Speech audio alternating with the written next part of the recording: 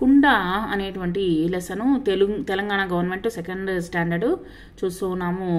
Second language తీసుకున్న వాళ్ళకి కుండమ్మ కుండ చక్కదనాల కుండ పచ్చి పాల కుండ చల్లని ఇండిన కుండ ఆవు నెయ్యి కుండ అందుకోండి కుండ.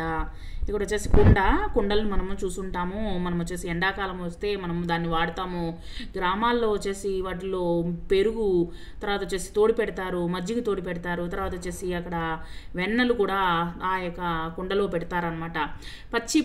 చక్కదనాల కుండ చూడడానికి చాలా చక్కగా ఉంటుంది. పచ్చి పాల కుండ చల్ల నిండిన కుండ చల్లగా ఉంటుంది. ఆ యొక్క కుండలో కానీ నీళ్లు కానీ పెడితే చల్లగా ఉంటుంది. ఆవు నెయ్యి కుండ నేను చెప్పాను కదా, నెయ్యి కూడా వాటిల్లో పెడతారనమాట. అందుకోండి కుండ అని చెప్పేసి ఇక్కడ చెప్తూ ఉన్నారనమాట. ఆ యొక్క కుండలో వచ్చేసి చిలుకుతారనమాట. గ్రామాల్లో వచ్చేసి చల్లగా ఉంటుంది, ఆరోగ్యానికి కూడా చాలా మంచిదనమాట.